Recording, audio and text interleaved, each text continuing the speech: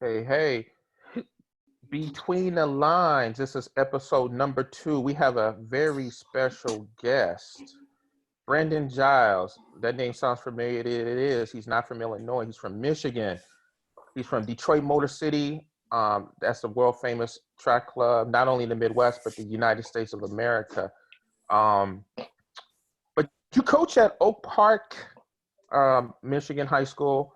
We're gonna let you know what, Coach. Your accolades are so large. We're gonna let you introduce yourself. I know, you have the girls program popping. I know you coach the boys. So why don't you go ahead and drop some accolades for us, Coach? Nothing. I coach at Oak Park High School. It's a suburb outside of Michigan. We on the other side of 8 Mile. Before I coached at Oak Park, I was at Mumford High School. That's in Detroit. That's where I ran at. And I think I've been coaching the girls with Motor City since 2005. So I graduated from Eastern Michigan, fresh out of college, came back home. Started out as assistant coach at Mumford. Took over the summer track program for the high school division for Motor City. That same summer.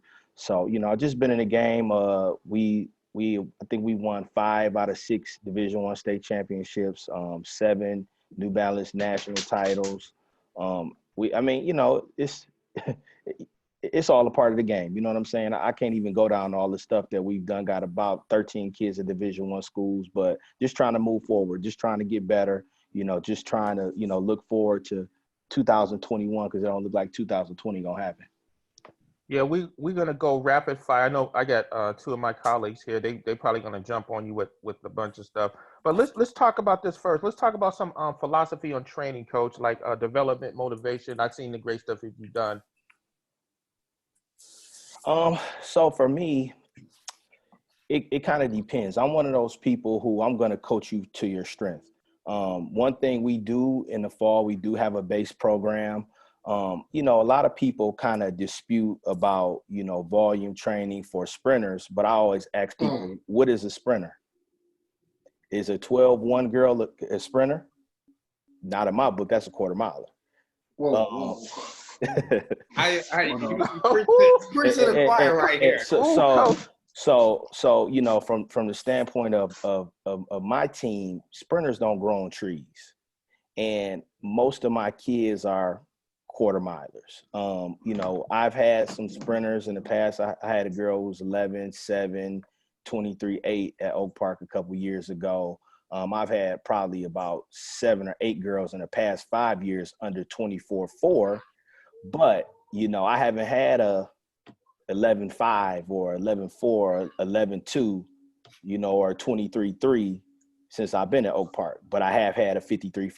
I have had a 54-1. I have had a 54-2. I have had a 54-5. So, I have had a 207 half miler. So, we always start out in the fall with base. One thing, and when I say base, it's not a ton of mileage, just long intervals on the grass, maybe 800s, maybe 1000s, maybe 600s, hill work. Hold up.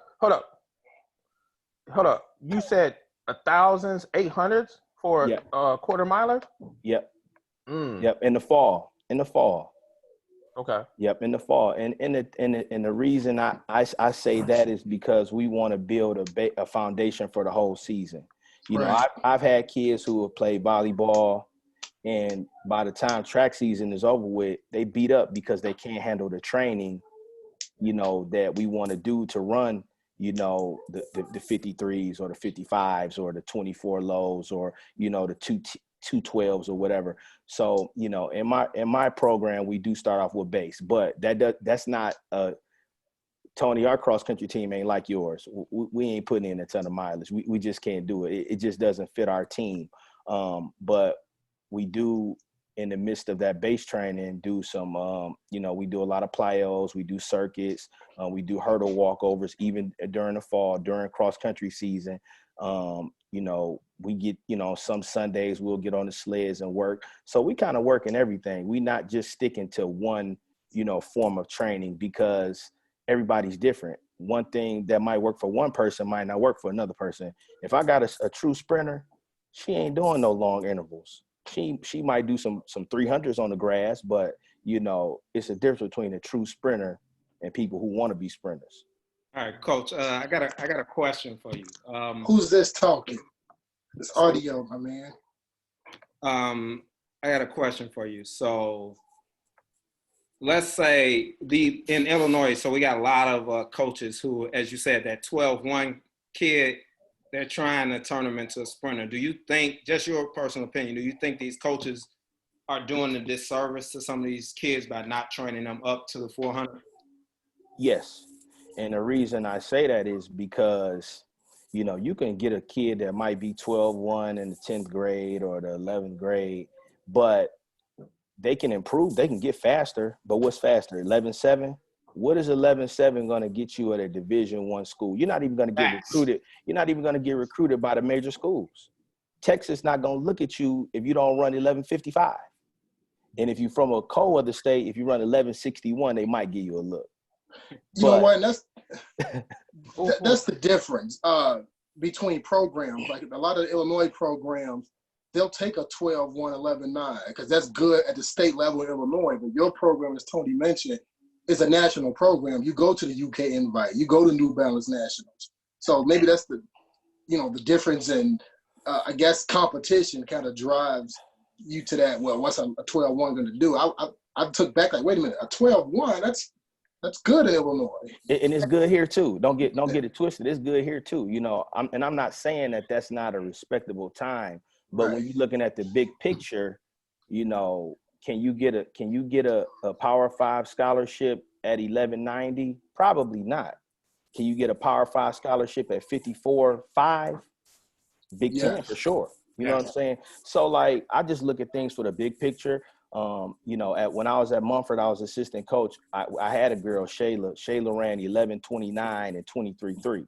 So I've seen it. You know what I'm saying? I've seen the real sprinter. And trust me, Shayla did not work out hard. You know what I'm saying? So I know what it looked like. But, I'm not taking anything away from those kids that want to be in the sprints. But it's just like, liking a girl that like you. You know what I'm saying? Everybody want to be a sprinter, but the sprints don't like everybody. Right. I have to use that. I like that. Right. See, like Illinois, a lot of the coaching methods. Mine is Jeff's like to fight a lot, but you put the gloves on, he'll probably get knocked out. But a lot of coaches in Illinois, at least on the boys' side, I can't really speak too much about the girls. They like to train all their sprinters the same, regardless of ability. Like we hear some say, I'm going to train my 10-9 guy like my 13-1 guy. What are your thoughts about that? I think that's crazy. You know what I'm saying? I mean, it's different levels. You can't treat a fifth grader like an NBA player. You can't treat a middle schooler, like Michael Jordan. It's levels. So if you train the kid to run 13.9, the same as you training your 10.5 kid, then more than likely that 13.9 not gonna get that much better, because it's gonna take a little bit more work. The less ability and talent you got. But, and I don't believe in cookie cutter programs. And I think that's one of the problems with college. You look at too many colleges and it's a cookie cutter program. And if it don't work, it just don't work. And for me, I got to work with what I got. I got to make it work. I got to figure it out. If a kid ain't running fast, it's my fault. You know what I'm saying? And I got to figure out, am I doing too much volume? Am I not doing enough speed? What do I need to work on? Do I need to work on mechanic? It's different things. So I don't believe in that cookie cutter stuff. Hey, Coach, where we're still talking about training philosophy, a lot of stuff is now you see this. I don't want to say it's a virus, but there's a lot of new school coaching philosophies out here, like the low volume stuff. What have you heard about it? Like, for example, like feed the cats. Are you familiar with that? No, I'm not familiar with that. It sounds familiar, but I'm not familiar. Well, a lot basically is philosophy is, P, you can jump in on this too, sir. Get the maximum results out of less training. For example, less is more. Less is more. So if you're a 100-meter runner, why do you need to practice for more than 45 minutes total? I'll just add one more thing. Basically, they're like, I don't know if you're a Clyde Hart advocate or not, but they're the whole new school wave. They're like anti-Clyde Hart. They don't believe in running anything over 200 meters in practice, which I think is, crazy. But man, I think that's bull crap. And I mean, you can say no. You can say it. This is unfiltered. That's bullshit. But I just read Clyde Hart is actually one of the people who I do, always kind of re-up on some of his training, like just his philosophy. And like, don't get me wrong, I'm not knocking anybody's philosophy, but like I said, what is a 100-meter runner? What is a 100-meter runner? How many actual high school programs have a real sprinter? 0.5 maybe. Exactly. So now the other thing is we got to look at what is a kid's lifespan in our sport. So if most kids are not going to be NCAA All-Americans. You want to get the most out of the kids that you can while you have them and give them an opportunity to go to school and run. If you undertrain them, now you're cutting their lifespan in the sport, because it's not a guarantee that they're going to want to run after college if they don't go to the school they want to go to, or if they don't have the opportunity to go to the school they want to. So, I mean, yeah, it sounds good, but what's a 100-meter runner? How many people got real sprinters? It's not that many real sprinters out here. We know that. Sure. We know that. Who got the state record in Illinois in the 100? Alexander Anderson? And Morley K. Kennison, 11:41. Okay. That's a real sprinter. She's an Olympian. She tore her Achilles and still ran fast. That's a sprinter. Alexander Anderson is a sprinter. Can go from the 1, 2, and the 4. Those are real sprinters. It ain't that many of them out here. It just ain't. Yeah, we don't really creep up to the 400 too much in Illinois. It's 1, 2, and the sprint relays and call it a day. Man. Like, doing that disservice, as I've been saying. Man, listen, P, let me ask you a question. Who got the high school record in the 100? For boys or girls? Boys. But matter of fact, let me change it up. Who ran the fastest time in the 100-meter in high school last year? That's bowling. What did bowling split in the 4x4? 44 point. Yeah, 44. Yeah. 44. Who got the record or who had the record? Roy Martin. Look. Yes. Roy Martin. Oh no. Oh wow, I need that one. Hey, look, 44 point. That's 10-1, 20.1. Come on, man. Dang. You came prepared. Man, I ordered some books, man, and they came today, so I've been in heaven, dude. Yeah, I got a bunch of. I don't have that 90 or 1986 version though. I need to get that. Man, listen, I'm gonna show you one better than that one. Hey, he's old school. Wow, Marion Jones. Marion Jones. Yeah, man, I'm a track nerd, man. I'm a track nerd. They go Obi. You know what I'm saying? Oh man. Yeah, I'm gonna have to go back and order them, man. For those who can't see this, that was the what's his name, Mr. The guru of track and field stats book. Jack Shepard. Jack Shepard book. Yes, sir. Jack Shepard's book. Wow. Speaking of, let's do this. Now, you are privy to somebody very well known, Olympian. I know we had a discussion in the past where they were attacking one of your kinfolk, Olympian. What has been that relation? What's that relationship like? Can we get into some of that? You've been on the scene with at the elite level. Yep. So Allison Felix, that's my cousin's wife. So my cousin Kenneth Ferguson, he actually still holds the national high school record in the 400 hurdles. He went 49-38 in high school in the 400 hurdles. But him and Allison met in 2002 on the World Junior team that ran in Jamaica that year. That was when Bolt first got on the scene. But they have been dating, since high school, and they got married last year. But I've known Allison since she was in high school. So before she blew up and all of that.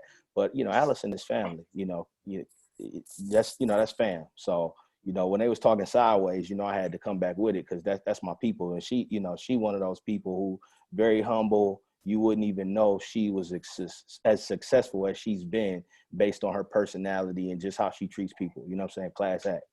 So what kind of stuff was that got to you? I know you and me talked about they were attacking her, saying that she shouldn't have a chance to be on the relay for the World Championships, correct? Yeah. Well, it was just, just a lot of haters. You know what I'm saying? You talking about somebody that runs, I think maybe that was her first race at the USA Championships. She ran 51.3 6 months after a pregnancy. And they talking about she shouldn't be in the relay pool. And then, a month and a half later, she go 49. But, it's just one of those things. She been on top for a long time, man. You got to think she made a world championship team at 17 years old. So a lot of people just, they think she done won too much. They think she didn't have too much opportunity, but we don't believe in that. You work for it, you get it. Right. Yeah, I put in the notes. I saw that. I'm Allison Felix follower, and I actually met you at I believe it was the world. Excuse me, the USATF Youth Games at Benedictine. Yep. Tony Jones introduced you to me back in the day, and I came across that photo of y'all wearing all white. I'm like, Tony, is this the dude that we met at Benedictine? How you getting this photo? I was like, do they have like a fan contest? Like, No, that was in Cayman Islands, man. Yeah. We celebrating her 30th birthday, man. That was a good time. Yeah. Speaking of which, I know you go out to LA quite a bit. I know I saw you at Nipsey's store and stuff, and I wanted to go out there and meet you guys out at Felix's crib. I was trying to get in that photo shoot too. Speaking of which, you guys can't travel out of state, right? You right? in the mug shot, man. Yeah, the mug shot portion. Huh? They would have arrested you up, boy. And you know what, Tony, man? Allison and Kennedy used to have a Christmas party every year. And one year it just got too wild. So they said they can't even have it no more because that would have been a chance to come out there and kick it, boy. But it was a party one year. It was Bloods and everything. They walked in there and we like, oh my God, what's going on? But yeah, no. But no, we can't travel out of state, man. We have a 300-mile rule here in Michigan. And it's a rule that's been around for, since the start of probably the association. And it's crazy. It's ridiculous, that we can't go to the Penn relays. We can't go to Arcadia. We can't even go to Drake relays. It's too far. So it's a crazy rule. Can that not get voted upon by the member schools? Well, the thing about it is, and I'm not sure how it is in Illinois, but you have a lot of athletic directors and coaches here who really don't care to put that much effort into the sport. You got some people that's teachers is collecting a check and they like that too much. So if we start going and traveling to California, it's more so like people are going to have an advantage and it's going to be more of an elite thing as opposed to everybody participating thing. And they want it to be everybody participating thing, but it's just, we haven't evolved and, it's held some people back and it's really, it's hampered us, my program in some ways. In 2015, we had the number one time in the nation in the 4x8. We ran 8:54, never had any competition. The same year, we ran 3:36. We got second behind Sydney and Union Catholic. They ran 3:35. We ran 3:36.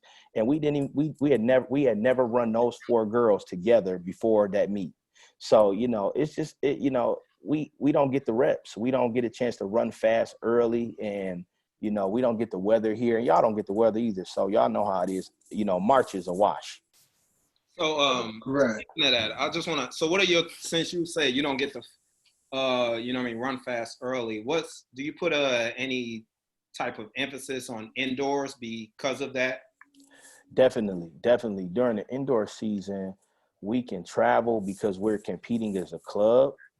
So we can go to Kentucky and run against Bullis. We can go to New York and compete against the New York schools, Union Catholic, Jersey, but outdoors we can't do it because we can't go far. So indoors, it actually helps us to get some competition and to go to some bigger meets. So we definitely put a big emphasis on indoors this year. And I think we were ranked number 2 in the nation in the 4x4 indoors, and we ranked number 3 in the nation in the 4x2.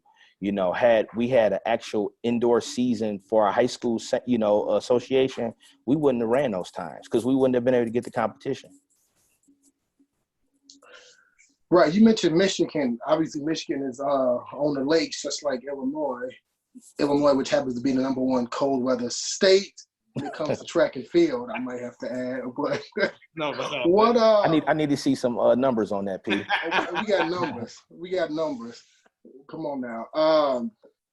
Yeah. So how much of a challenge is that for you all? You all in the hallways like the rest of the Midwest, or how does that work out for you? We definitely in the hallways.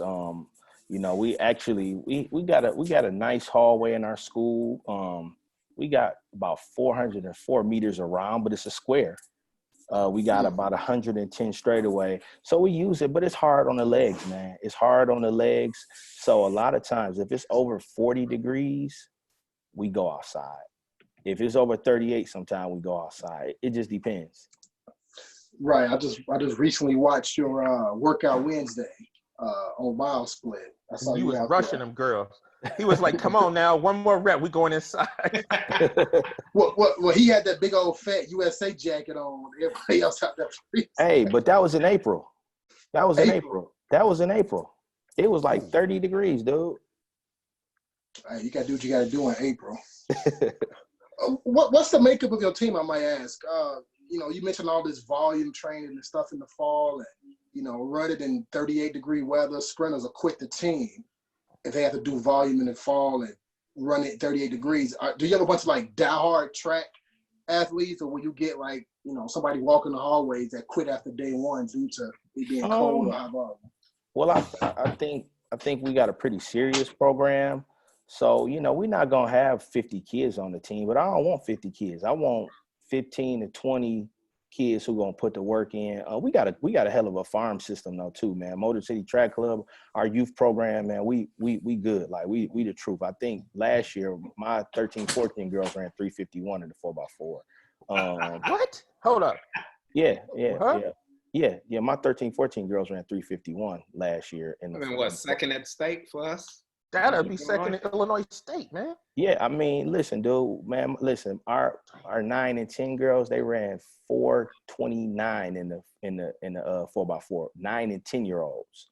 So we got a real good youth program. We had a kid break the national record in the 80-meter hurdles last year at the Junior Olympics. I mean, we got a very, very good farm system. So kids come into the program knowing what the expectations are. You know, and if you don't want to work, generally you don't make it, you know. And P, just, you know, to speak on a volume thing, it's really not a lot of work, man. It's not a lot of work. It's just really how good do you want to be? When you go indoors, do you want to be in shape, or do you want to be getting your butt kicked all of January? It just depends. But, you know, people come into the program and they know what it is, and their parents want them to get scholarships. And that's kind of the mold of it. If you want to go to a good school, you know, you got to put in the work, and parents push them to that, because a lot of these kids, if they don't get scholarships, they ass ain't going to school. They're going to be at the community college and selling donuts and coffee at Starbucks. You know what I'm saying? So, you know, you decide. So some people call that scholarship chase. I know we have some coaches, more particularly on the men's side, that don't like the whole scholarship chasing. You know, putting pressure on kids by doing preseason track, by doing summer track. How do you react to that? They figure, hey, as long as you go to college, regardless of division, that's good enough for me. So some people train that way. Hey, like I mentioned, an 11 flat in this state, people, or a 10-8, people love that. Well, like you said, that's not a real sprinter. Yeah, I mean, it just depends on what your goals are. You know, I can't tell a kid not to try to get the best education that they can get. I got a girl at Columbia. I got a girl at UVA. I got a girl at North Carolina. One of my best half milers graduated from LSU last year. I got 2 kids at Michigan State. I mean, you know, they getting a lot of their education paid for. You know, I still got loans I got to pay back from school. You know what I'm saying? Like, to go to school and not have to pay back that debt, that's a big thing. That's what helps you start your life the right way. You know what I'm saying? I mean, don't get me wrong. I don't push scholarships like that. I push performing. I push competing. So, you know, I'm a train for what I want. I don't like losing. So why would I train you to lose? Or why would I train you and not put my all into it? So, you know, I don't really, you know, I can't speak on everybody, but for me, I want to get the best out of the kids, and I want to show them how to work. And when they get to college, you know, they'll know what to expect. It won't nothing be too much for them. A lot of kids who are undertrained, they go to college and they can't handle the training because it's too much. So prepare them beforehand. You know what? You bring up a good point. Like I was talking, it might have been with Tony or one of our other Miles Play people. We like to do like a 90 days in, you know, like check in on our recent grads from Illinois. And, you know, we see some time and performances, and we always ask some of the coaches, hey, what's going on with John Doe? He left running a 10-4, but why is he not at that level right now? Oh, he couldn't handle the fall training. You know, they did a lot of low volume. That's not what we do at our university. I don't know. What do you think the biggest factor is for athletes going from high school to that first year, that first fall of college? Well, I think, you know, and I'm going to say this, the kids I've had who actually excelled in college, they were kids who loved the sport, and they were kids who had a lot of ambition to like be good. Because in college, you got to think about it. It's the first time you're on your own. So you're not living at home. Your mama and dad ain't cooking for you, and you ain't got no curfew. So guess what? If you don't really want to do it and you don't really love it, then you're not going to put your all into it unless you're just ultra talented. It's some people who, it don't matter what they do, they're going to run fast. But for the majority of people, you have to put the work in. And you have to be serious about what you're doing. If I was not serious in college as a track athlete, I would have quit after my second year because I got tired of getting my ass kicked. I'm like, what am I doing wrong? What do I have to do? Do I have to eat better? Do I have to get more rest? Do I got to train harder? What I got to do? Because in high school, I didn't get beat. I won all the time. When I went to college, shoot, I got my butt kicked every weekend for the first 2 years. You know what I'm saying? So, I mean, it's about how much you love it. Yeah. What's your philosophy on running, I guess, running your sprinters like every meet, whether it's cold, all that stuff? If we have one coach who had an elite athlete, he put him in 4 events every meet, every weekend. Every weekend. I was like, why you do that? Oh, So he wants to be one of the greats. So yeah, I'm like, you got to. What do you wait, are you saying you have to put him in competitions like that, Tony? What are you saying? No, I disagree with that. I if you got a thoroughbred, you don't race them 4 events every week, do you? No.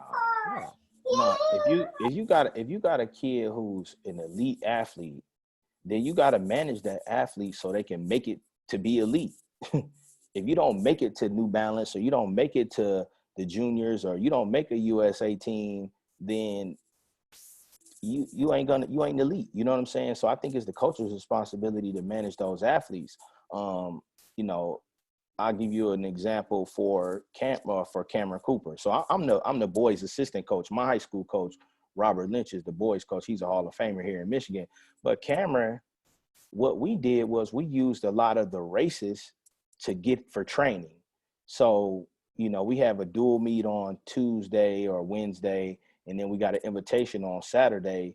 You know, you can't train hard every day during the week. So a lot of times, you know, we would have maybe not an easy day, but a day where it's not pressure to really run fast. And then we'll use that dual meet as training. So Cameron might run the 4x8, the 16, the 8, and he might come back and run the 4x4. But that's his hard day of training for that week. So I think it's just about athlete management. You know, Cameron ran 1:47.5 and 4:08, you know what I'm saying, at Oak Park. So, I mean, and he was also 15:31 in cross country. So I think it's just about managing the athletes. And P, to kind of go back to the last question you asked me, Cameron's having trouble in college because you have to train a race. You can't race to train. So you got to be able to put that energy in practice now, because it ain't high school. You got to be ready on the weekend, and you can't do it by using the meet for it. Yeah, he's at. I'm sorry, Jeff. Go ahead. Okay. To harp on that, just your opinion. Do you feel? I personally feel that in college, that athletes are over raced and they specialize. Like how you said, for example, Cameron would run. He was more of an 800 runner, but he would run 400.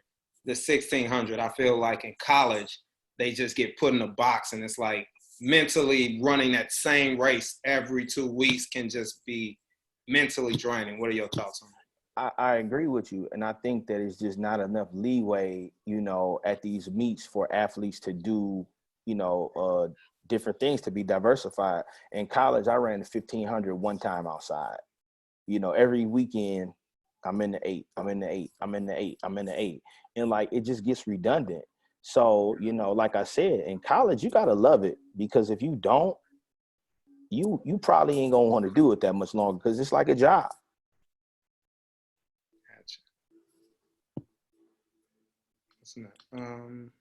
Tony. No, that very good insight. I mean, we attack. We were attack mode. You guys just stole all my thunder. Y'all took all my. All right, well, I got a question. What advice would you give to like a newer coach or even more experienced coach that's kind of coming to the game, or whatever that coaching, sprint, distance, just about being a head coach of a team? The advice I would give to a new head coach is that you want to gain as much knowledge as you can about all of the events. Don't be a one-trick pony, because, in high school, you don't know what you're going to get. You don't know whether you're going to get an elite distance runner, elite hurdler, jumper, or whatever. And you have to be able to coach whatever you get. And like, I think a lot of times we kind of put ourselves in these boxes like, well, I'm a sprints coach, and that's what I do, but if you're a head coach, you got to be a little bit versed in everything. My background is the 800, but I've always been a student of all of the events, you know what I'm saying? And like, as I got into the sport more, I wanted to be a better hurdle coach, and like, I think for me, my next level to improve in is the jumps. Like, I have to be a better jumps coach, because, I got some kids who they need me to be better. You know what I'm saying? So I think the 800 and like the 4 is just second nature to me, because it's what I ran. But, being, like I said, well-versed in those other events, and actually, not being afraid to learn and listen to people and take on your own perspective of what to do. Like, think about it. Like, most of the college coaches, like, they didn't start coaching like age group track. Like, they were probably athletes and they decided they want to keep going. For me, I started out coaching age group track. So I had to learn from the bottom. So I can teach a kid that's 7 years old how to do, your dynamic warm up. I can teach them the basics of it. And most of the college coaches, they can. And some of them can. The exceptional ones can. The Mouses, the Coach Henrys, the Lonnie Greens, the Tim Hall. Those guys, they can. They good. They the truth. You know what I'm saying? Chris Johnson at Arkansas. They can coach from wherever. They can coach from whatever event. So, those are the type, Flo was a jumper. I watched the video of Flo jump 56. Now he's a top hurdle coach. You know what I'm saying? Like, you have to be able to learn some other events. I got another question for you. Hey, Jeff. Hey, calm down, man. You fired off like 5 questions in a row. All right. What the difference between coaching boys and girls? I know a few of us have had the pleasure of coaching both boys and girls. What are some things that you the differences, and what are some similarities, things you dislike? Like, I think that girls maybe might listen a little bit more than guys. I think guys we naturally hard-headed. We know it all. You know what I'm saying? And we have our own views of things, and we think that's how things supposed to be.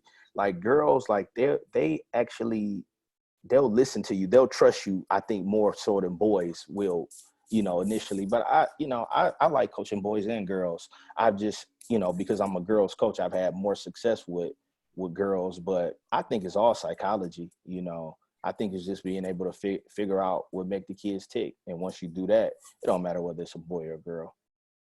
Well said. Man. Well, Coach Jiles, man. I don't know if we got any more questions, but I know it's just out here the storm outside brewing here in Chicago. I got some questions for Pete. Questions for Pete. Pete. Uh-oh. All right. Hey, it's hailing out here crazy. Oh, now it's hell. Now Pete trying to escape. So I need my top Illinois all-time sprinters in 1, the 2, and the 4, boys and girls. Okay, Alexander Anderson. Hey, give me three for each event. Yeah. Oh, three. Okay, Alexandra Anderson, Aaliyah Brown, Moore Lakers Kennison for the 100. The 200, Alexandria Anderson. Well, she's 1, 2, and the 4. So Alexandria Anderson, Shalina Clark from Everton Township, and went to UCLA. I remember her. I can't think of the third one. Little. Shamir Little. Okay. Little. So 400, Alexanderson. Shamir Little was good. Even the Samara Miller kid girl ran 52, number 2 all time. Tony Jones. Kajura Miles. Okay, at Kentucky. Okay. For the boys, Marcellus Moore for the 100 meters, 10:31. So he's the best sprinter to ever come out of Illinois. The kid to go to Purdue. Yeah. Short. I would say so. Well, he's the most. About 100, 200, yes. Yeah, okay. he has the. No, he doesn't have the 200 record. I don't mean he's not the best, Tony. I say he's the best 1-2 guy, not all around sprinter. The best all around sprinter to me was Kamari Montgomery to leave Illinois. Okay, the kid in Houston. That's my opinion. I value the 4 seed. Y'all don't look at the 400 as a sprint, bro. No, Ryan Shields, bro. What are you saying? 10.5 is not. No, that's not gonna cut it. It's a great time, but no. Ryan Shields was the truth. 1, 2, 4, 3 triple crowns in a row. What are you talking about? What school did he go to? 45-9? Leo, small school. It's a split decision on the boys. He runs for Jamaica. He went 9.98 for Jamaica. Giles, it's a split decision on the boys sprints because it's chopped up. It's like a lot. It's based on eras. Okay. Yeah. In Illinois, everything's an era. I think 80s, 70s. Because remember, the boys sprints go back to the 60s, 70s, 80s. So if you meet somebody who's like over 50, they don't talk anything past 92. Okay. Okay. You see? Okay, and those are all new people. So that's all I'm asking. See, exactly. You got the books. Yeah. Those are all new people. Like for example, one of our contributors, Eastside, Bob Jelks, he graduated in 86, right? You got the book right there. He's in that book, by the way. Okay. If you got the 87 book, it has the 86 stats. He's in there. He ran 21 flat back when they ran semifinals at Illinois State meet. They go preliminary, semifinals, and finals. Okay. That's what we did. We did the same thing here for a long time. So they talk that kind of talk. Yeah. Don't be giving out no hand times, Tony John. No B-side. No, there was FAT. Man, get your. The only FAT to find it. They ain't had time for it. So and that's we did the same thing here. We had prelims, semis, and finals. So Shayla ran 11. What did she run? 11. She ran 11:50 and she ran 23:50. But the 23:50 was her 8th race of the day. Over the weekend? In one day. One day? One day. Woo. Well, you had on relays too, huh? Yep. And you know what? Now that you mentioned that, Tony Jones and I think Jeff and somebody else, some national coach says, "Oh, Thomas Boatwright, you might know that name. Okay, he's the king of Aurora Flyers." Yes, you know him. Yeah, that's a legend right there. Yeah, that's a legend right there. Yeah, he's the king of. I don't like this low volume stuff because kids have to run the rounds. I don't think a lot of our kids would survive in that old school era, like a B-side talk about prelim, semis, then finals. They would, because that would be the norm. So they would have to adjust. It's just that now you have coaches saying, like, basically, they're setting the floor so low or the ceiling so low that, like, kids, oh yeah, this is all I have to do. So that's what they get used to. Man, listen to the OGs, man. Listen to the OGs. We listen to them. I just think that I'm gonna say this. I think that society has made our kids softer because we set the bar so low about what they can do. And there's so much technology out here. Well, think about it. Back when like Carl and Flojo was anybody talking about a dry phase? Wasn't nobody talking about that shit. You know what I'm saying? Like all this stuff is science. And don't get me wrong, like yeah, you got to drive out the blocks for 30 meters and you want to keep your head down. But like everything is new. And, you know, back in the day, ain't nobody broke FloJo record. You know, it ain't been that many people that ran faster than Leroy Burrell or Carl Lewis. You know what I'm saying? Like these things work back in the day. It's just the kids a little bit softer. Their diet's a little bit more messed up. So yeah, if you eat Mickey D's and Five Guys every day, you can't survive no training. You know what I'm saying? I know I can't. I had some of that stuff 2 weeks ago. Still in one off. I just think the kids are a little bit tougher, and I also think that like being and it's kind of, you know, I don't want to say this the wrong way, but being like middle class of like hurt the Black community in certain areas, like when it comes to like our mindset. Keep it You know, real. you got to think like a lot of these people who ran in the 70s, the 80s, like their parents was like in segregation, like, and their parents were slaves. You know what I'm saying? So working like, the factory, the mindsets were different. You know what I'm saying? Like our people were different. We were tougher then. You know, our minds were, you know, were more pure. We was trying to, you know, do it whatever way we had to. So I think that this generation's soft, you know, in some areas. You know, it's a few tough kids, but I think it's, you know, a lot of the kids soft. No, that's them kids that think they tough from lifting weights, but they not coming from like a, you know, a Detroit inner city or East St. Louis or something like that. Or As one of Inglewood. my football coaches used to say, the weights don't hit back. No, they don't. You can lift 1,000 weights. You get in the hole and you ain't ready to bang. Shit, you gonna get jacked up. You know what I'm saying? Right. You But know. how much? I know coaching girls, you probably don't have this issue as much with travel ball. You know, 7-on-7 football, AAU volleyball.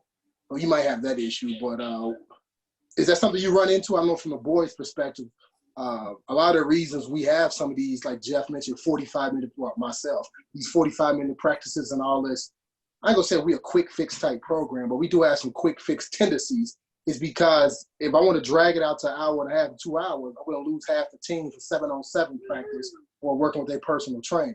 So do you deal with any of that stuff with some of the girls, that maybe with volleyball and basketball?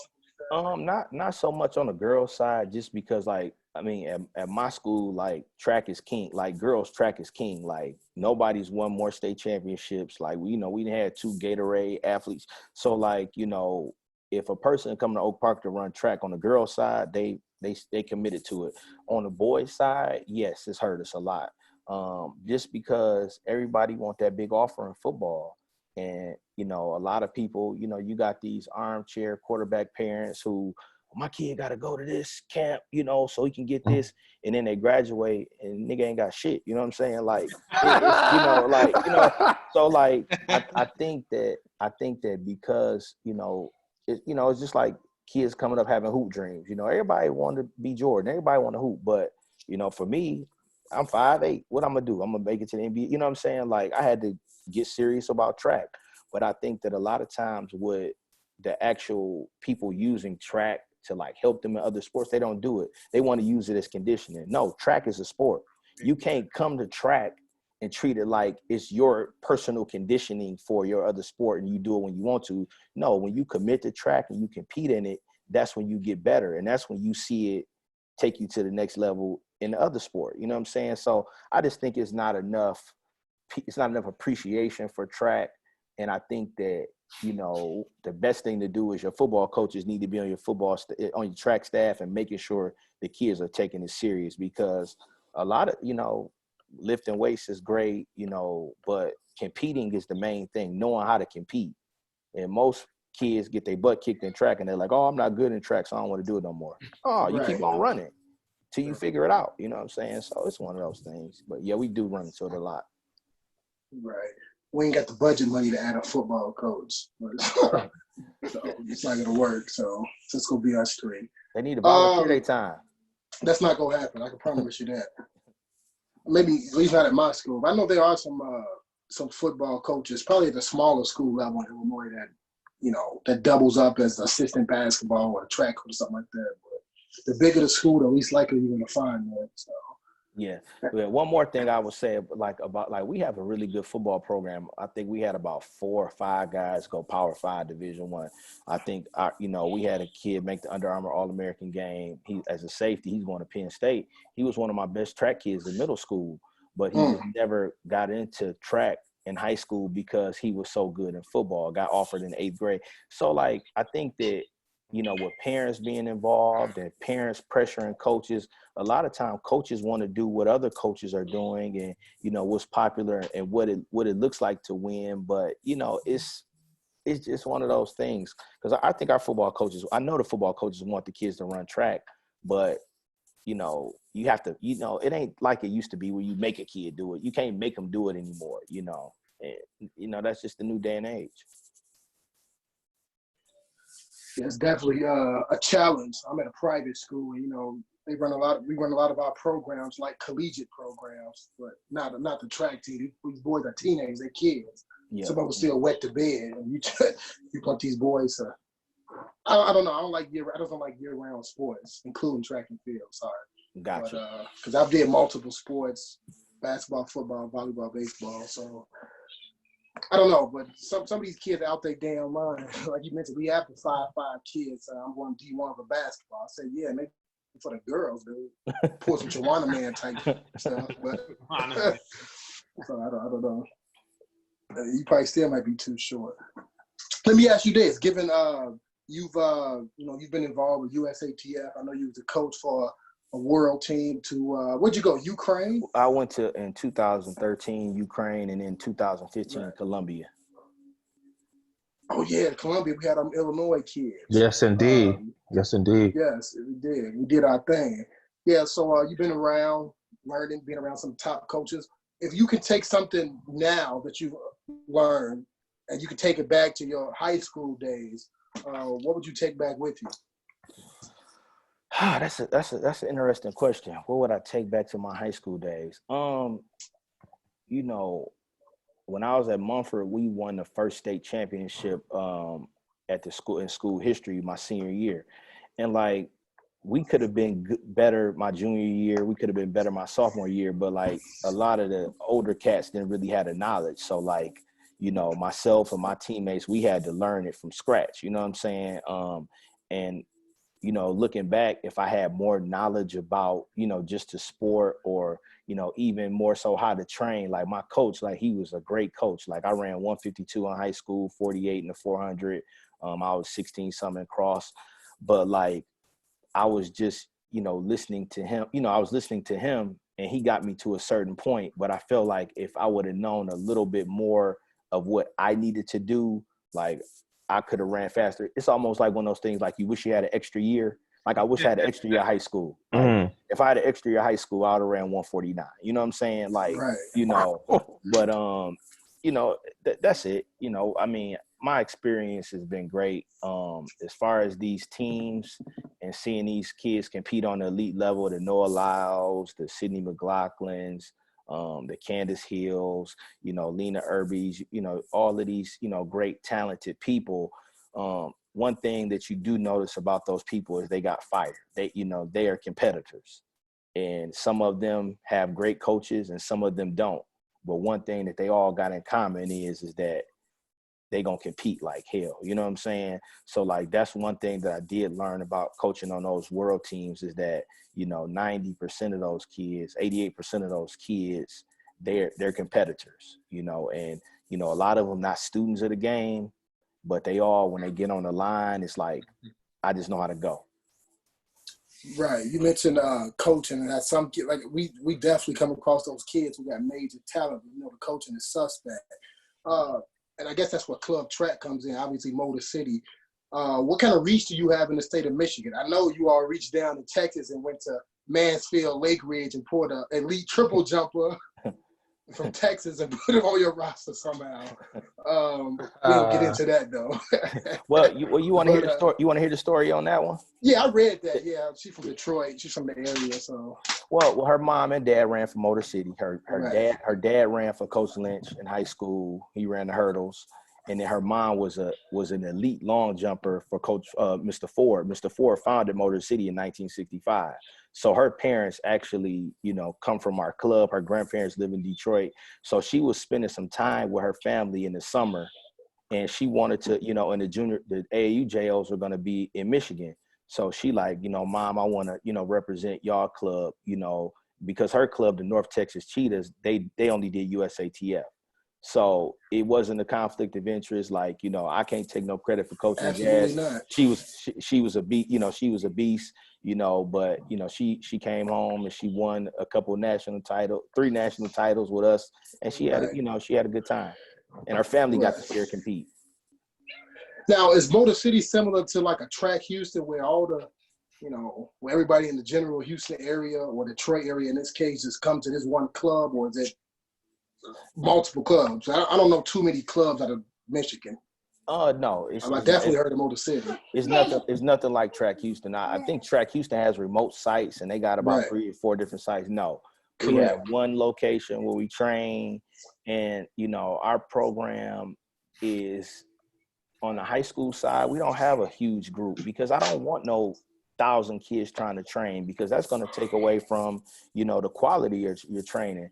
But you know, we are well known, and we've had kids who travel from Lansing, you know, that's about an hour and 15 minutes, or from Ann Arbor, about 45 minutes to come and run with our club. But they've, you know, run with our club as 14-year-old, you know, before they even got to high school. One thing about our club is when kids go to high school, we don't interfere with high school programs. Like, even though I'm a club coach, if I had a kid to go to St. Rita, when it's high school season, I don't mess with that kid. You know what I'm saying? I wait till the season is over with, you know, and because it's an integrity thing. If I'm coaching from the club and you go to this high school and your high school coach telling you something, that's a conflict of interest. And then that's not fair to that coach. So, you know, our club is the truth, man. I'm gonna tell you. And there's some good clubs here, man. We got a Track Like University, the Michigan Accelerators, the Detroit Blazers, Maximum Output. It's a bunch of good clubs. Ann Arbor Youth. We get so many good clubs here. So it ain't like, you know, it's not like anywhere else. I don't know what the situation is in Houston, but here it's a bunch of track teams. Actually, yeah, Ann Arbor. I actually reached out to them for the showcase. Nobody responded, but we're gonna keep trying. The showcase was a huge success, by the way. All you people in Michigan listening. Well, you gotta holler at me, man, and I can get through to these people, man. I call them on my cell. You know what I'm saying? Because send an email out, they might not never get it. Yeah, you're right. Actually, speaking of Michigan, obviously, they built the University of Michigan new indoor track. I actually saw Allison Felix on that, so I know you had something to do with that. She snuck into town and snuck out in a snowstorm.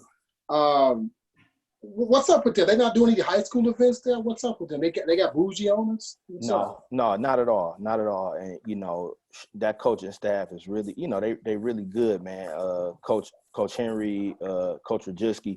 So it's a situation where their facilities people don't want to host any high school events. It's not the coaching staff, because trust me, I got on them about that, because that's what everybody thinks, but it's not them. They want to host because they know it'll help recruiting, but they got, you know, the facilities people don't want to allow people to come in and host any meets.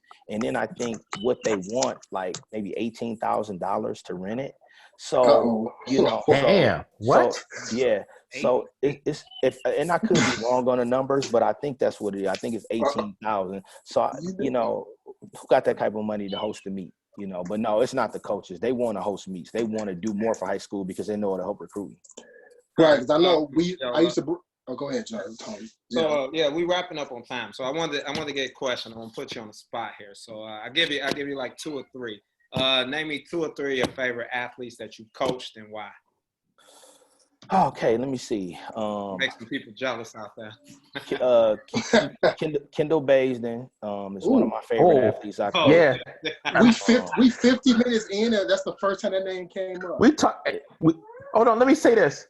I'm not gonna put my brother Jiles on the spotlight, but me and him had some talks about her privately. That's my favorite all-time athlete from Michigan, by the way. I don't know if you knew that or not. That's my favorite one. I woke up, like I mentioned, Motor City came to the youth meet at Benedictine, and I saw Kendall Bays. I knew about her reading on the internet and things like that. And I'm like, oh man, I'm about to see Aaliyah Brown versus Kendall Bays. And then Aaliyah Brown set out the whole meet. I'm like, I'm so upset. And then she came to the meet to watch. I'm like, man, what is this? What is this? Yeah, man. You know, Kendall was a killer, man. Kendall was a kid who, you know, she would push herself hard in practice, and she hated to lose. And every time she got on the track, you knew that she was gonna, she was gonna give everything she had. And one thing about her too is that, me as a young coach, I challenged her a lot, to run a lot of events and try different things. And, she was always game for it, and she always would get up, at the big competition. She won the juniors at 15 years old, 52.5, she at 13 years old, she ran 53 flat. You know what I'm saying? So she was a beast, man. And she had a great college career. And, right now she's back in Texas trying to get her pro career back going. They had some, a few down years, injuries and different things, but she a beast, man. She a beast. She played tennis, right? Too. She played tennis. Yep. She was a tennis star before she got into track, but she was a beast. I mean, could run the 60 probably all the way up to the 800. You know what I'm saying? Like that's the kind of range she had. A thing mode, number one, before a thing mode. Huh? Yep. With a little bit more speed than the thing though. Yeah. Yep. Who else? Anna Jefferson was one of my favorite kids. UVA. Yep. Anna won she won the ACC in the 400 last year. But I had Anna since she was 9 years old. So she 9 years old all the way through high school. She ran 53. She battled through some injuries. I mean, she was another kid that gave everything to the program and really, was loyal and just, really, really just tough. And, Anna was one of those kids. She dealt with me when I was hard to deal with, starting out as a head coach. And, I was tough to deal with, but she's one of my favorites. Cameron, Donnie James, he's at Ohio State. He was a state champion in the 2 and the 4 for us. He was one of the kids who I love coaching. Ursula Farrell, she was All-American at LSU. She was one of my favorite kids. I know Ursula since she's been 7 years old. Her mom, her mom and dad were, her mom ran for Mumford. Her mom was like the first black girl in Michigan to break 5 minutes in a mile. But Ursula was a beast for me. I had so many kids, man, and it just, done great things. My hurdler, this, graduating is going to Texas, Asia. Asia been a kid who been great to my program and really, been a joy to coach. So it's so many, it's too many to name, man. It's too many to name.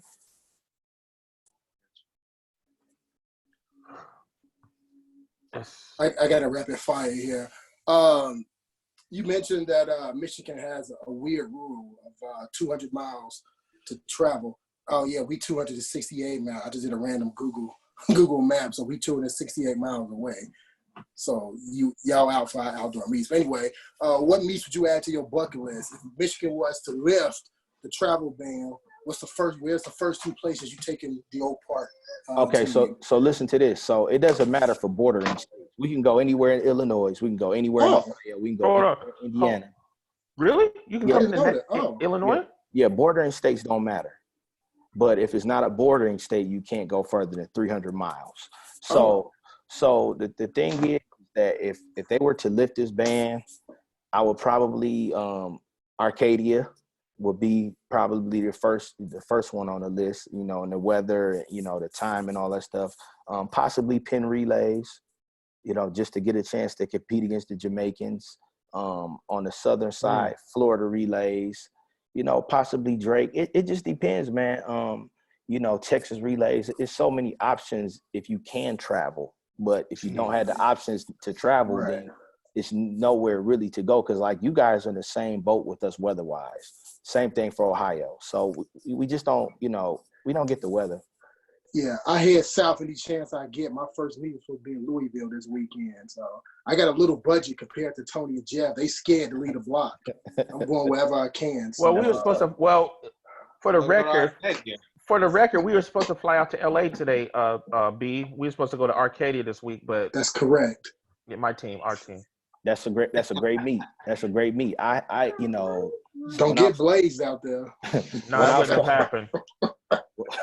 When I was coaching at Mumford, they sent the pamphlets to the school, but I went to the meet in 2016, Sidney McLaughlin's senior year. And I'm like, this is the best meet that I've ever been to. You know what I'm saying? Like just the just the actual, the scenery, the kids, the Nike stuff. Like Nike they do a hell of a job with that meet. Yes, indeed. Got the youngster here. He's about to go to bed. So, right. Yeah, man. Go ahead, P. Jeff. We about to wrap this up, man. Jeff, you said you had 5 rapid That's fires. my That man. was one, and you tapped out. You tapped out, Jeff. Runners besides runners that you coach, who would you if you could bring 2 or 3 runners to your boys or girls team, who would you bring? And you talking about kids that are running now or kids that graduated? Let's say right now.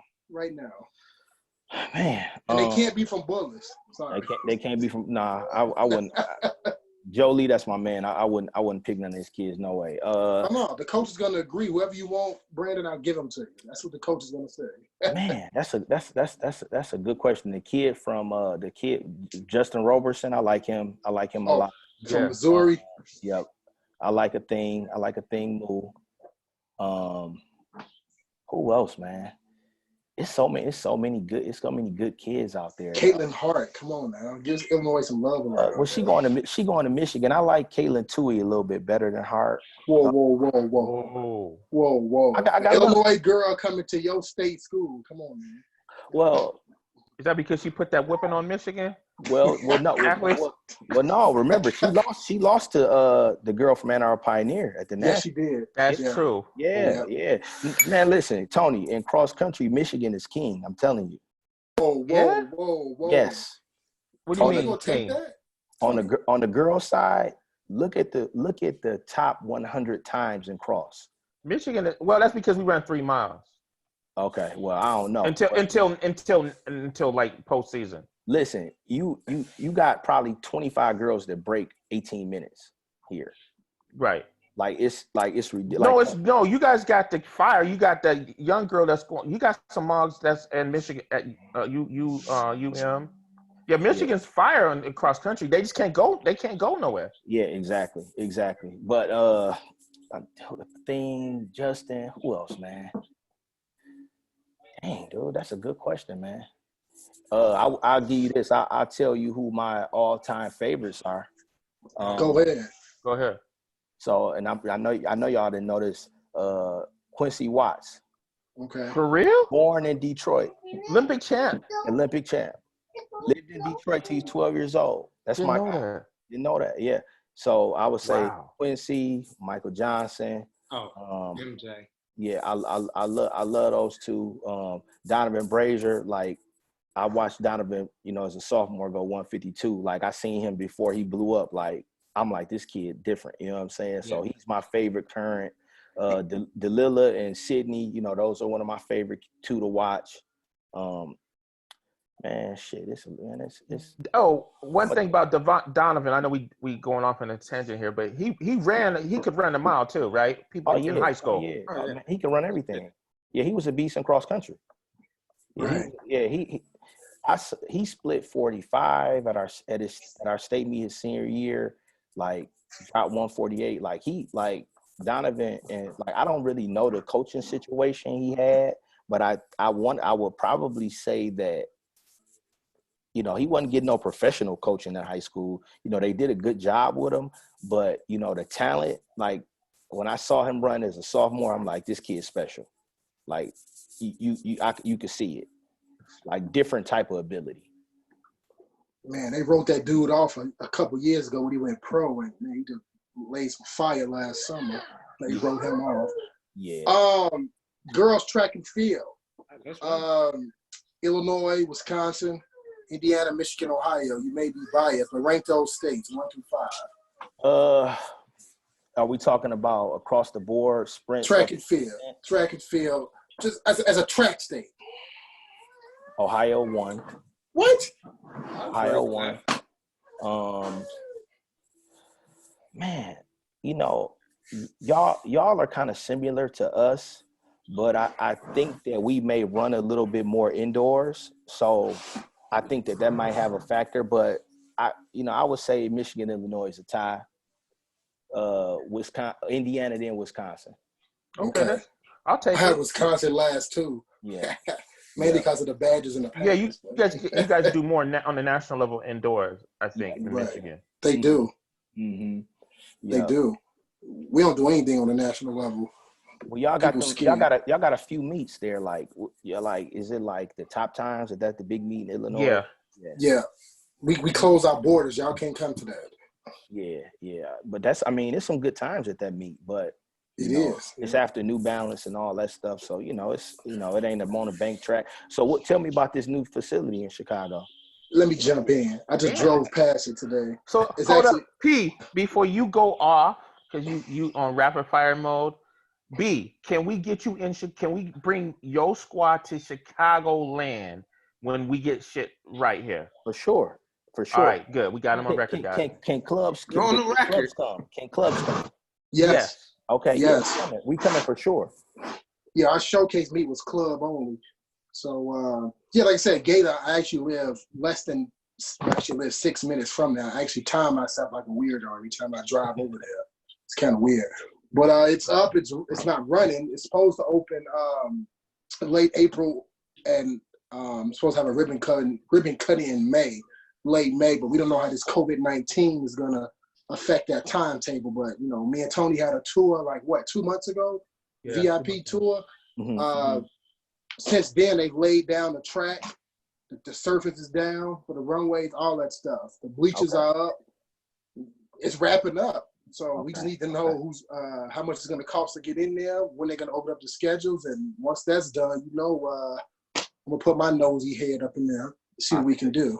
I feel you. But, we traveled to Arkansas just to run on the bank track this year. So, to come to Chicago, man, that's around the corner for us. So, man, 250 miles. Guess what? Guess who didn't come to the showcase because he wanted to go to Arkansas? Jiles. You supposed to that's cool. I get that though. I get that. The elite athletes should go to Arkansas because it's a bank track and it's, I'd argue, better competition. But the showcase was more for those athletes who can't make that ride, who ain't ready yet, because our kids aren't ready on January 8th to compete against national competition. Mm-hmm. We got 10% of the people that's doing training in the fall and in December. The rest of them go out there and get embarrassed big time. So, but this new track could be a game changer. Maybe it can have some coaches step their game up and get some of these kids out, because I don't want to bring in Motor City or Bullets or whomever. They beat our ass and they go back home after eating our food and whooping our ass. I don't need that. So. Well, you better get ready, because Bullets gonna keep coming, and we gonna keep. That's probably gonna happen anyway. But I will say this. Be cool, Jeff. I'm just being honest. I will say this though, if the showcase was on the bank track this year, we would have came. And we went to Arkansas. It's good competition, but more so to get an opportunity to run on the boards before we go to New York, because otherwise you go to New York and it's too much. Yeah. So, we made the long ride this year, and it was worth it. We had some good performances, but we would much rather come to Chicago than go to Arkansas. So, and that's sad. With Ann Arbor in your backyard, they won't let y'all in. Give me a break. Well, it ain't. I already told you the situation. Yeah, I know. No, it just looked bad, because we know they was a part of the little mid-series that I used to bring my team to. And I'm like, they built the track, now they off the list. I say, okay, they on some bougie stuff. So yeah. Trust me, we got at them about that, and it's not them, man. Listen, the coaches want it bad, but it's that's how it is. Politicians. Man, Michigan, all that money Michigan can bring it in. They mess it up on Tuesday. They should have a new one in by Saturday. Stop playing with us. That's true. $10 billion endowment. Yeah, $10 billion endowment. Hit up Tom Brady. He'd make it happen. Nice show. What do you got, Tony? Jeff, any more rapid fire before we wrap this up? Man, I think I left my car windows down. Oh, man. Thanks for coming on. We appreciate it. For sure, man. For sure. Man, I got love for y'all, man. Tony, that's my guy. I've known that dude for some years now, man. No doubt. Hey, B, where do we officially meet at, just for the record? Damn, dude, it's been so long, bro. Where we meet? Midwest Prep, Indianapolis. Yep. Mm-hmm. Wait, 06 maybe? Yep, that's when Shalina Clark and them. Yep. That's when that was the bomb meet. Yeah, we had that 4x8. We had that 4x8 yes, sir. Team. Yep. Yeah, he walked in the AP. Here's a question. He walked in the press box. And I think you had on some Eastern Michigan. I was like, hold up, I know this dude. I stepped to him like a G. I'm like, man, what's up with this Eastern Michigan? He goes, yeah, I'm from Mumford. And that's how I knew. And we just kicked it off from there, man. Yeah, we've been very since, man. But nah, man, I appreciate y'all, man, coming on. And it was good, man, because I've been in the crib depressed, dog. I'm used to going to practice every day, man. So same. Man, my girl, I'm on my girl nerves and everything, but we gotta ride this thing out, man. I hope this stuff is over soon. Yes, indeed. Hey, man, B, man, thanks so much, bro. You my brother, man. I love you, man, and thanks so much, bro. I really appreciate it. Yes, sir. Man. For sure. Tony, you got to connect with Nike too, man. You got to get some sponsors for this meet. We got to get something popping on our side of the country. I know, T. Jones. Hey, you know what? Hey, off the record, because we got talking heads, we got people, we got some haters and some spies, agents on watching us. We're gonna talk off the grid about that. Okay, bet. All right, fellas, man. I'll holler at y'all, man. Yes, sir. Peace, bro. Peace. Peace.